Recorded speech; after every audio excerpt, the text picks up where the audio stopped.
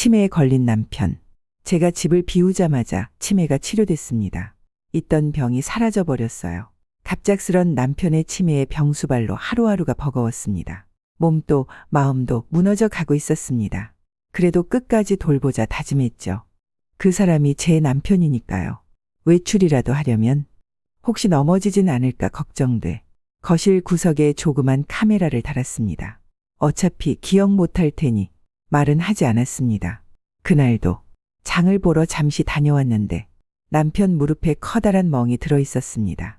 깜짝 놀라 방에 들어와 카메라를 돌려봤더니 거기엔 아프기 전 남편으로 돌아간 그 사람이 녹화되어 있었습니다. 걷는 모습은 멀쩡했고 소파에 털썩 주저앉아 능숙하게 리모컨으로 TV를 켜고 냉장고를 열어 음료수를 꺼내 마시고 TV를 보며 장면마다 웃기도 하며 반응을 보이는 남편. 그리고 그 뒤 하나씩 밝혀진 남편의 비밀. 제 인생 어디서부터 잘못된 것일까요? 저는 23에 결혼을 했습니다. 남편은 2살 위였고 가진 건 없었지만 우린 참 잘 웃고 참 열심히 살았습니다. 신혼집은 오래된 단칸방이었습니다. 겨울이면 창틀에 성에가 하얗게 끼었고 비가 오는 날엔 천장에서 물이 뚝뚝 떨어지기도 했습니다. 그래도 서로 바라보며 웃었습니다. 그 시절엔 없는 것보다 함께 있는 게 더 중요했습니다. 첫째를 낳고 하루하루가 달라졌습니다. 분유에 기저귀에 병원비까지 생각보다 삶이 팍팍했습니다. 남편은 아침 일찍 나가 밤늦게 돌아왔고 저는 아이를 안고 살았습니다. 하루 종일 울고 안고 재우고 눈을 감고 밥을 먹던 날도 많았습니다.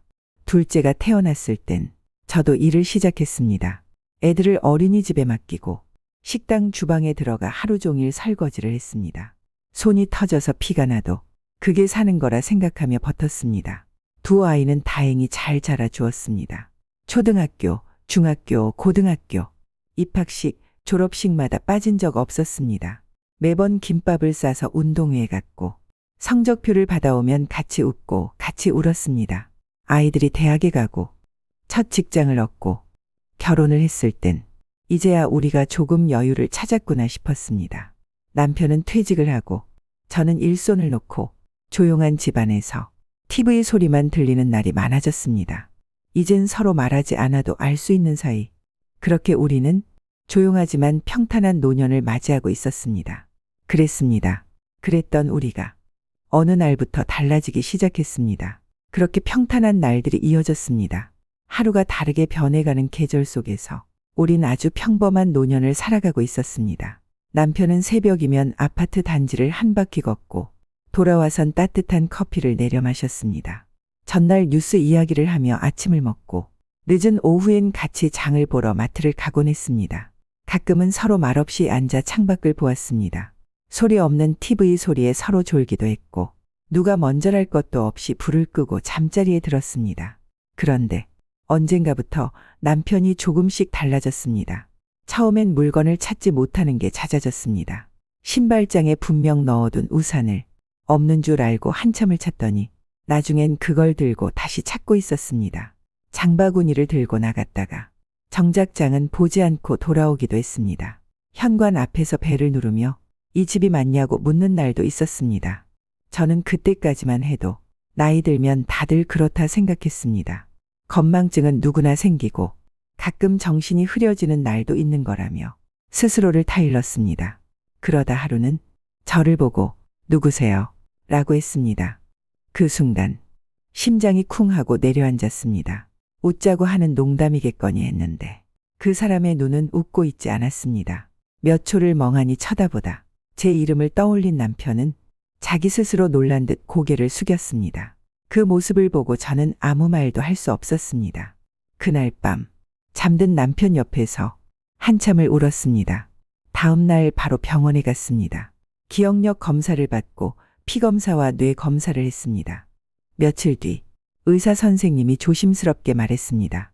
치매 초기로 보입니다. 그런데 이상한 건 뇌영상 검사에선 평범한 노화 말고는 다른 이상이 안 보였는데 인지능력 검사에선 중증 이상의 점수가 나왔어요. 저도 이런 경우는 보질 못해서 일단은 환자를 계속 관찰하고 검사하며 지켜보시는 게 최선의 방법 같습니다. 그 말을 듣는 순간 머릿속이 하얘졌습니다.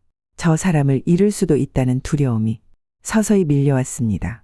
그날부터 저는 남편의 하루를 기록하기 시작했습니다. 약 시간, 식사 시간, 운동 시간, 모든 걸 제 손으로 챙겼습니다. 가끔은 억울했습니다. 내가 뭘 그렇게 잘못 살았길래 이 고단한 말년에 이런 시련을 겪어야 하나 싶었습니다. 하지만 그 사람이 남편이니까, 내 청춘을 함께한 내 아이들의 아버지니까 저는 그 곁을 쉽게 놓을 수 없었습니다. 남편이 치매라는 걸 알게 된 후 가장 먼저 한 일은 아이들에게 알리는 것이었습니다. 그날 밤 거실에 앉아 두 아이에게 전화를 걸었습니다. 하나는 미국에, 하나는 경기도에 살고 있었습니다. 먼저 큰아이에게 전화를 했습니다. 딸이었습니다. 처음엔 말이 잘 나오질 않았습니다. 몇 번을 망설이다가 결국 의사 선생님이 해준 말을 그대로 전했습니다. 아버지, 치매래. 아직 초기인데 조금씩 기억이 지워질 거래. 딸은 잠시 조용하더니 그래서요? 어떻게 해드려요? 그렇게 말했습니다. 그냥 알아두라고. 혹시 나중에 아버지가 이상한 말 하더라도 놀라지 말라고. 제가 그렇게 말하자 딸은 알겠어요, 엄마 라고 했습니다. 그리고는 전화를 끊었습니다. 통화 시간 고작 3분도 채 되지 않았습니다. 그 다음은 아들입니다. 늦은 밤이었지만 전화를 걸었습니다. 아버지가 요즘 이상해. 병원 다녀왔는데 치매래. 아들은 놀란 목소리로 치매요? 많이 심해요? 하고 물었습니다. 제가 이제 막 시작됐대 라고 하자 엄마, 아버지 나이도 있으시고 뭐 그럴 수 있죠. 근데 엄마 너무 걱정하지 마세요. 요즘은 약도 좋다잖아요. 그 말에 괜찮다는 말을 들어야 안심할 거라 생각했나 봅니다. 그렇게 둘 다 놀랍다는 말 외엔 아무 말도 하지 않았습니다. 며칠 후 딸은 톡으로 치매 관련 영양제 사진을 보내왔습니다. 이거 좋다더라, 엄마. 링크만 달랑. 가격은 30만 원이 넘었습니다. 그걸 보고 핸드폰을 내려놓았습니다. 왜 이리 마음이 허전한 건지 스스로도 잘 모르겠더군요. 남편이 그런 병에 걸렸다는 사실도 힘들었지만 그 사실을 전해 들은 아이들의 반응이 그 무엇보다 더 깊게 가슴을 아리게 했습니다. 아, 이젠 우리도 그들에게 짐이 되어가는구나. 그날 이후로 아무런 기대도 하지 않기로 했습니다. 그저 남편 곁에 내가 있어주면 되는 거라고 스스로를 다독이며 하루하루를 살아갔습니다. 일주일에 2번 간병인이 집에 오는 날이면 그나마 조금 숨을 돌릴 수 있었습니다. 그럴 때면 저는 그 짧은 틈을 이용해 장을 보거나 은행 일을 보거나 밀린 약속들을 정리하러 다녔습니다. 간병인 아주머니는 동네 요양센터에서 파견된 분이었고 성실하고 말도 조곤조곤한 분이었습니다. 어느 날은 집에 들어오니 아주머니가 조용히 차를 끓이고 있었습니다. 남편은요? 제가 물으니 아주머니는 작은 목소리로 말했습니다. 방에서 주무세요. 오늘따라 잠을 오래 주무시네요. 그러더니 찻잔을 앞에 두고 제게 앉으라고 하셨습니다. 제가 이런 말씀 드려도 될지 모르겠지만요. 고개를 숙이던 아주머니가 말을 이어갔습니다. 제가 지금까지 요양보호사 일만 10년 넘게 했거든요. 근데 어르신은 다른 치매 어르신들과는 조금 다르세요. 다르다니요? 제가 묻자 그분은 망설이다가 조심스럽게 말을 꺼냈습니다. 그게 보통 치매 어르신들은요. 말투가 흐려지거나 눈빛이 흐릿해지거든요. 근데 이 어르신은 눈빛이 너무 또렷하세요. 그리고 가끔씩 말도 정리가 너무 잘 되시고요. 그건 그날그날 컨디션 차이 아닐까요? 저는 그렇게 넘기려 했지만 마음 한켠에 작은 파문이 일기 시작했습니다. 물론 그럴 수도 있어요. 그런데 뭔가 가끔은 어르신이 모든 상황을 다 알고 있다는 기분이 들 때도 있어서요. 아주머니는 어색하게 웃으며 그렇게 말했습니다. 그날 밤 혼자 남은 부엌에서 차가운 물 한 잔을 마시며 그 말들을 곱씹었습니다. 눈빛이 또렷하다. 말투가 정리가 잘 되어 있다. 간병인의 말은 그저 지나가는 소리일 수도 있었습니다. 하지만 마음속 어딘가에서 이상하게 그 말이 떠나질 않았습니다. 놓치고 있는 게 있는 걸까? 그 밤은 유난히 잠이 오지 않았습니다. 이상한 점은 그뿐만이 아니었습니다. 남편은 하루 종일 멍한 상태로 있는 것도 아니었고 기억을 못하는 순간과 기억이 또렷한 순간이 너무나도 명확하게 나뉘어 있었습니다. 가령 평소엔 아침에 약 드시라 하면 어리둥절해하며 약통을 손에 쥐고도 멀뚱히 바라보던 사람이 가끔은 이거는 아침 약이고 이건 점심 약이지? 하며 스스로 챙기기도 했습니다.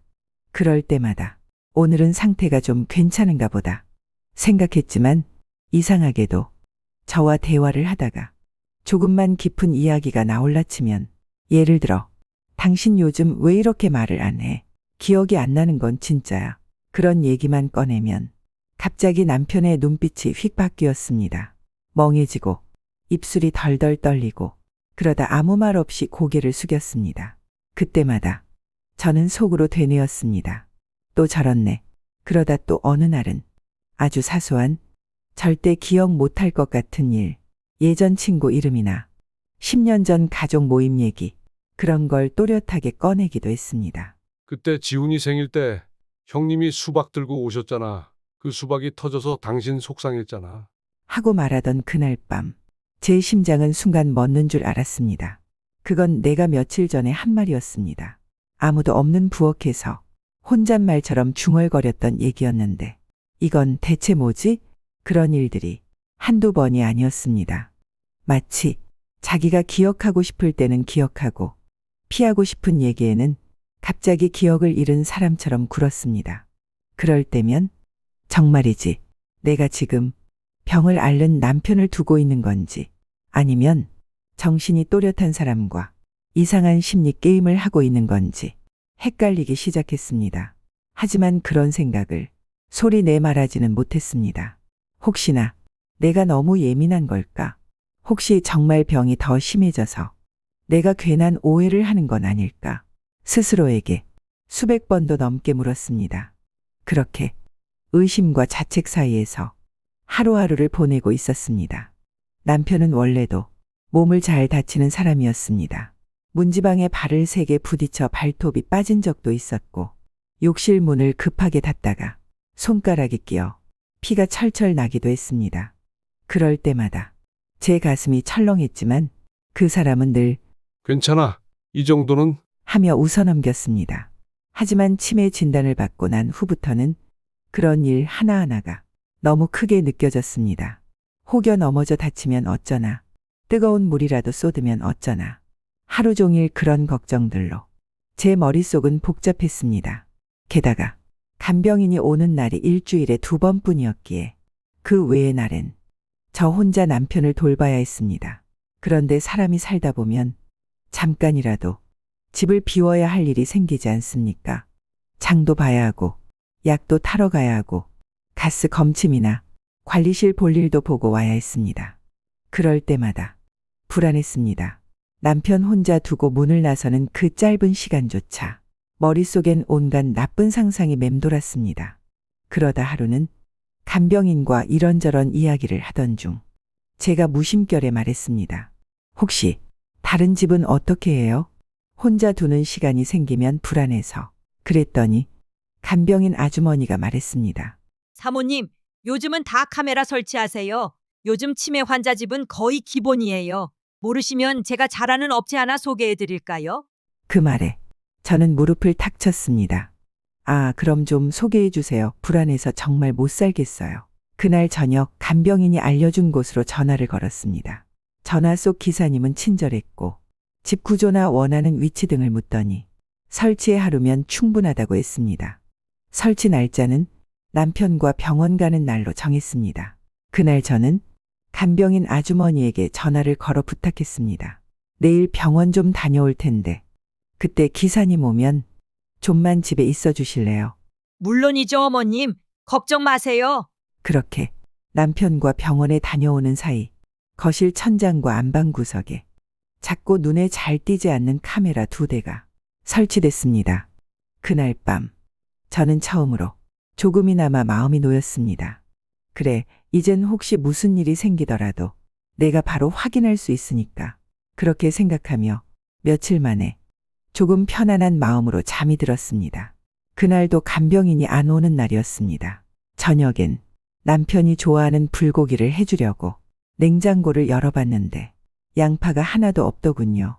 이거 하나라도 있어야 하는데 혼잣말을 하며 집 앞 슈퍼에 잠깐 다녀왔습니다. 5분도 채 걸리지 않은 시간이었습니다. 그런데 집에 돌아오자마자 남편이 소파에 앉아 무릎을 손으로 꾹 누르고 있었습니다. 왜? 어디 또 부딪혔어? 제가 묻자 남편은 쑥스럽게 웃으며 테이블 모서리에 살짝. 그렇게 말했습니다. 무릎을 걷어보니 벌써 멍이 시퍼렇게 들어 있었습니다. 아휴, 여보. 조심 좀 하라니까. 왜 이렇게 덤벙대? 저는 한숨을 내쉬며 타박 섞인 말을 몇 마디 했습니다. 남편은 멋쩍게 웃기만 했습니다. 그렇게 저녁을 먹고 남편이 먼저 잠자리에 들었습니다. 거실에 혼자 앉아 마루에 남겨진 조용한 시간 속에서 저는 문득 그 장면이 떠올랐습니다.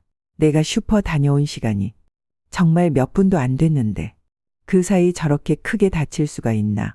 불안한 마음이 올라왔습니다. 이상하게 그날따라 머릿속에서 그 장면이 자꾸 맴돌았습니다. 결국 핸드폰을 들어 설치해둔 카메라 어플을 켰습니다. 기록된 영상들을 시간 순서대로 되짚어 보기 시작했습니다. 남편이 혼자 거실에 있는 장면이 나왔고 테이블 앞을 지나다가 그 모서리에 무릎을 부딪히는 모습도 확실히 보였습니다. 저는 안도하며 한숨을 쉬었지만 그 다음 순간부터 영상 속 남편의 행동이 어딘지 이상하다는 걸 느끼기 시작했습니다.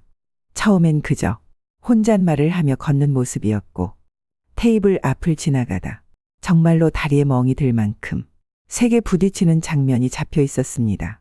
저는 괜한 걱정이었구나 싶어 핸드폰을 내려놓으려 했습니다.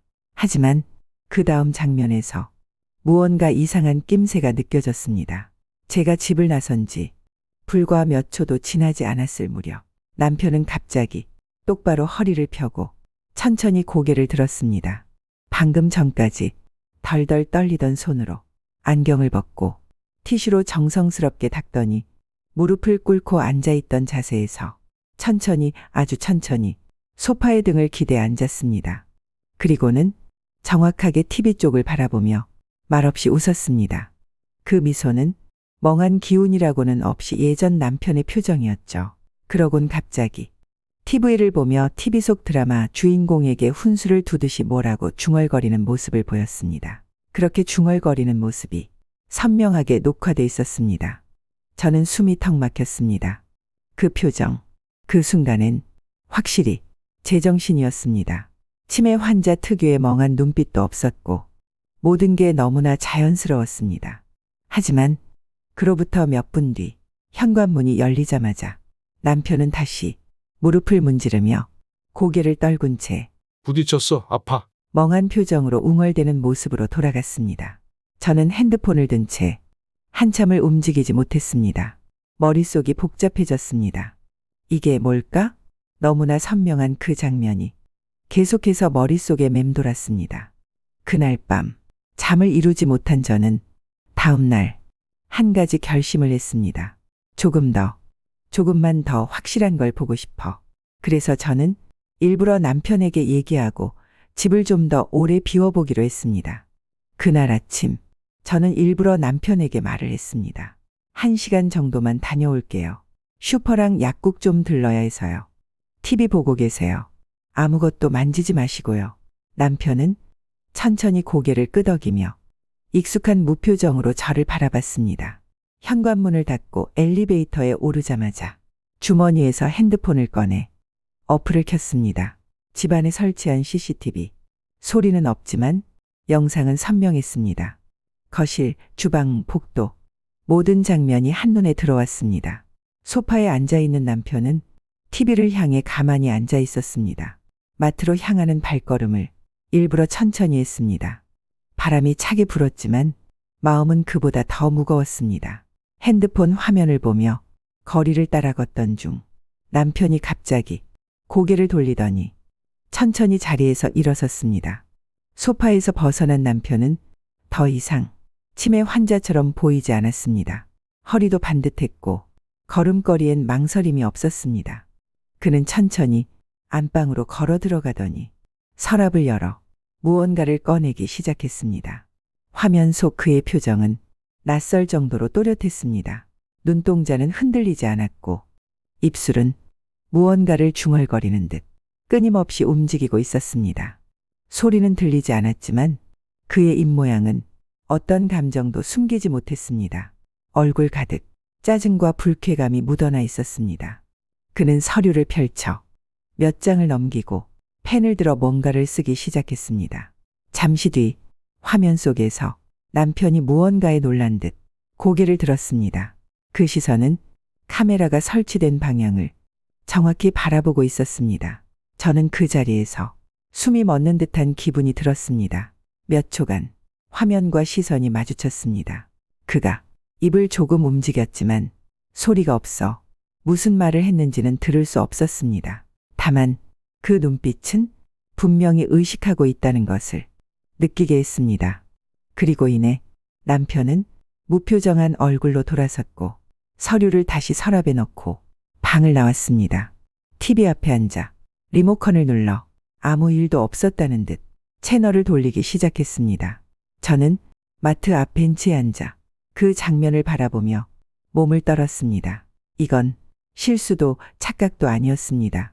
저 사람은 지금 연기를 하고 있었습니다. 그동안 제가 믿어온 모든 순간이 순식간에 무너졌습니다.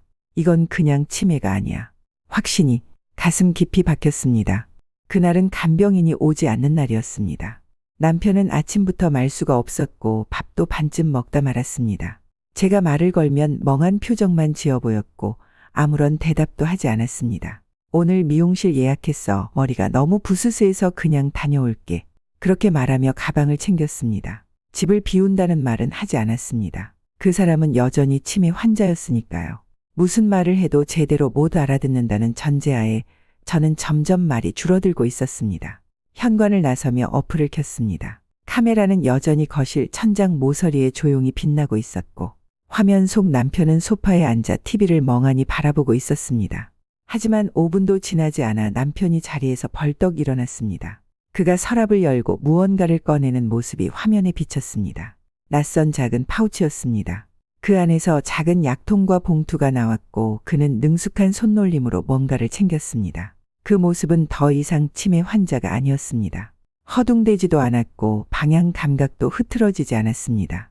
TV 소리가 나올 리 없었지만 화면에서 남편은 리모컨을 들고 화면을 전환하고 시간을 확인한 뒤 주머니에 휴대폰을 넣었습니다. 그리고는 익숙한 듯 현관 앞으로 가더니 발 뒤꿈치로 조심스럽게 신발을 신었습니다. 그 순간 제 온몸에 소름이 돋았습니다. 저 사람 나가는 거야. 아직 치매 진단받은 지 몇 달도 안 된 사람입니다.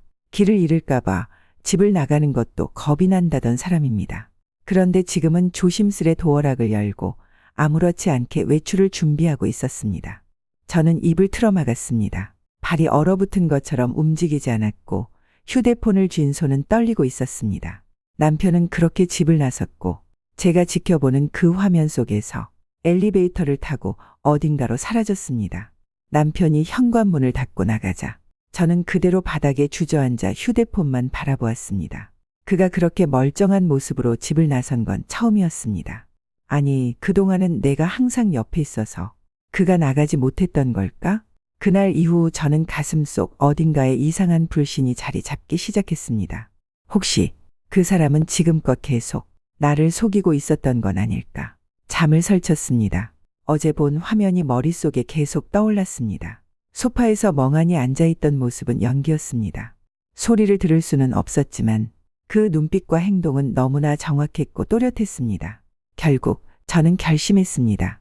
다음 날 같은 시간 그 사람의 행동을 다시 확인해 보기로. 미용실 예약 다시 잡았어. 어제 사람이 너무 많아서 기다리다 늦을 것 같아서 오늘로 예약하고 그냥 왔거든. 그렇게 말한 뒤 조용히 외투 주머니에 모자와 마스크를 챙겼습니다. 이 모든 게 우연이 아니라면 그 사람은 오늘도 움직일 테니까요. 현관문을 닫고 계단 아래쪽에서 조용히 기다렸습니다. 얼마 지나지 않아 엘리베이터가 열리고 남편이 모습을 드러냈습니다. 오늘은 지팡이도 없었습니다. 천천히 걷긴 했지만 중심을 잃거나 헛디디는 모습은 전혀 없었습니다. 그는 고개를 푹 숙인 채 아파트 입구를 나섰고 저는 발소리를 죽인 채 조용히 뒤따랐습니다. 그가 택시를 타고 향한 곳은 집에서 멀지 않은 곳에 위치한 큰 요양병원이었습니다. 모르는 곳이었고 저는 처음 보는 건물 앞에 멍하니 서 있었습니다. 이 사람이 이곳에 왜? 그는 병원 정문으로 들어가지 않았습니다. 정문 옆 작은 주차장을 지나 건물 측면의 비상계단 쪽으로 향했습니다. 그리고는 주머니에서 꺼낸 키카드를 대고 비밀번호를 누른 뒤 안으로 사라졌습니다. 그 장면을 바라보며 저는 주먹을 꽉 쥐었습니다. 이건 분명히 단순한 산책도 아니고 병원 상담도 아닙니다. 무언가 더 깊은 비밀이 이 병원 안에 숨겨져 있다는 확신. 그때 처음 제 심장은 두려움이 아닌 분노로 뛰기 시작했습니다. 다음 날 저는 직접 요양병원에 전화를 걸었습니다. 남편 이름으로 입원 여부를 물었지만 그런 환자는 없다고 했습니다. 그렇다면 도대체 그는 거기서 무엇을 한 걸까? 답을 알아야 했습니다. 그날 이후로 남편이 다시 외출하길 기다렸습니다. 며칠 뒤 다시 같은 시간, 남편은 또다시 요양병원으로 향했습니다. 이번엔 조금 더 가까이에서 조심스럽게 뒤를 밟았습니다. 남편은 익숙한 듯 건물 안으로 들어가 엘리베이터 대신 비상계단으로 향했고 나는 적당히 거리를 두고 그 뒤를 따랐습니다. 그가 꼭대기층까지 오르더니 현관문 앞에서 초인종을 눌렀습니다. 잠시 후 문이 열렸고 단정한 차림의 젊은 여자가 따뜻한 미소를 지으며 그를 맞이했습니다. 그녀는 바로 그 병원의 원장이었습니다. 나는 복도 모서리에 몸을 숨긴 채 눈을 떼지 못했습니다. 남편은 아무 망설임 없이 그녀와 함께 안으로 들어갔고 문은 조용히 닫혔습니다. 그 순간 숨이 턱 막히고 다리에 힘이 풀려 복도 바닥에 주저앉고 말았습니다. 모든 의심이 사실이었습니다. 남편은 나를 속이고 또 다른 삶을 살고 있었습니다. 그 후로 며칠을 나는 아무에게도 말하지 못한 채혼란 속에서 지냈습니다. 감정은 요동치고 무엇을 어떻게 해야 할지 알 수 없었습니다. 그러던 어느 날 남편이 조심스럽게 말을 꺼냈습니다. 요즘 당신이 너무 고생하는 것 같아. 내가 그걸 지켜보는 것도 참 힘들어. 내가 괜찮은 요양병원을 하나 알아봤는데 당신 생각해서라도 거기서 지내볼까 해. 마치 내 고생을 위하는 듯한 말투였지만 나는 이미 그 말이 무엇을 뜻하는지 알고 있었습니다. 그가 가고자 하는 곳이 어디인지 누가 있는지도 알고 있었으니까요. 그 말을 들은 순간 나는 아무 말도 하지 못했습니다. 고개를 끄덕이는 척했지만 속으로는 온몸이 굳어버렸습니다. 나는 이미 알고 있었습니다. 그가 말하는 요양병원이 단순히 치료를 위한 공간이 아니라는 걸. 그곳엔 그가 연기를 멈추고 진짜 자신으로 돌아가는 또 다른 삶이 기다리고 있었으니까요. 그리고 이 모든 걸 내가 허락해 주길 바라고 있다는 걸. 그날 밤 나는 아무것도 입에 대지 못한 채 식탁에 앉아 있었습니다. 냄비 안에 찌개는 식어갔고 시간은 멈춘 듯 흘러가지 않았습니다. 그 사람은 잠자리에 들었지만 나는 거실에 앉아 조용히 불을 끈 채 텅 빈 벽을 바라보고 있었습니다. 나를 걱정하는 척, 내 고생을 위하는 척, 모든 걸 내 탓으로 돌려 자신의 욕망을 정당화하려는 그 사람의 말들, 그 모든 것이 소름 끼치도록 계획적이라는 사실에 숨이 막혔습니다. 나는 그날 결심했습니다. 더 이상 아무 말도 하지 않기로, 이제는 그가 원하는 대로 두기로. 하지만 결코 모른 척하지는 않겠다고, 지켜보겠다고, 끝까지 지켜보겠다고. 며칠 뒤 우리는 함께 요양병원을 찾았습니다. 남편이 말한 괜찮은 곳이었고 나는 아무 말 없이 따라갔습니다. 병원 외관은 깔끔했고 입구에는 정원이 잘 가꿔져 있었습니다. 대기실 소파에 잠시 앉아 있자 한 여성이 걸어 나왔습니다. 하얀 가운을 입고 단정하게 묶은 머리, 40대 중반쯤 되어 보이는 침착한 인상의 여성이었습니다. 안녕하세요. 보호자분이시죠? 편하게 상담 도와드릴게요. 그녀는 나를 보며 밝게 인사했고 나는 고개를 숙여 인사했습니다. 남편은 어느새 그녀에게 자연스럽게 말을 걸고 있었습니다. 선생님, 지난번에 말씀드린 거 기억하시죠? 그럼요. 제가 신경 많이 쓰고 있었어요. 그녀는 살짝 웃으며 고개를 끄덕였습니다. 나는 그 대화를 말없이 듣고만 있었습니다. 두 사람은 병원장과 환자로 만난 듯한 형식적인 말투를 유지했지만 그 속에서 느껴지는 익숙함은 결코 감출 수 없었습니다. 종종 눈이 마주칠 때면 둘 사이에 미세한 웃음기가 떠돌았고 나는 그걸 놓치지 않았습니다. 그녀는 남편의 상태에 대해 묻고 남편은 일부러 기억이 가물가물한 듯 서툰 말투로 대답했습니다. 요즘은 아내 얼굴도 가끔 헷갈릴 때가 있어서요. 그 말에 나는 온몸이 굳었습니다. 남편은 나를 똑바로 쳐다보며 그렇게 말하고 있었습니다. 그 순간 나는 마치 이방인이 된 것 같았습니다. 같은 공간, 같은 대화 속에 있었지만 나는 이 연극의 관객일 뿐 배우가 아니었습니다. 그녀는 남편에게 따뜻한 말투로 말했습니다. 그래도 기억이 왔다 갔다 하는 건 아직 기능이 살아있다는 거예요. 잘 관리하면 오래도록 유지할 수 있을 거예요. 나는 고개를 끄덕이며 억지 미소를 지었습니다. 하지만 그 안에서 차가운 감정이 끓고 있었습니다. 이 모든 장면을 내 눈으로 지켜보며 나는 결심했습니다. 이제 진짜 끝을 보자고. 그날 이후로 나는 아무렇지 않은 척 요양병원 입원을 고민하는 모습을 보이며 며칠을 보냈습니다. 남편은 조심스럽게 나의 눈치를 살피며 기다렸고 나는 그저 미소만 지으며 이렇게 말했습니다. 한 번만 그 병원에 다시 가보자고. 상담을 한 번 더 받고 나도 마음을 정리할게. 그렇게 우리는 다시 그 병원에 함께 방문했습니다. 상담실에는 남편과 병원 원장 그리고 나 세 사람이 마주 앉아 정적이 흐르는 가운데 나는 가방에서 조심스럽게 태블릿을 꺼내 책상 위에 올려두었습니다. 이거 먼저 같이 보고 얘기하죠. 나는 화면을 눌러 녹화된 CCTV와 미행 중 찍은 영상을 재생했습니다. 남편이 원장의 집에 들어가는 장면, 문이 열리고 반기는 얼굴, 나오는 시간까지 모든 장면이 그들 앞에서 흘러나왔습니다. 병원장의 얼굴이 하얗게 질리고 남편은 숨이 멎은 사람처럼 굳어버렸습니다. 나는 천천히 그들을 바라보다가 말했습니다. 원장님, 이 남자 드릴게요. 치매는 아니지만 오래 못 살지도 몰라요. 죽을 날 얼마 안 남은 사람이라 생각하고 잘 살아보세요. 병원장은 말을 잇지 못했고 남편은 입술을 달싹이기만 했습니다. 나는 남편을 향해 고개를 돌리고 말했습니다.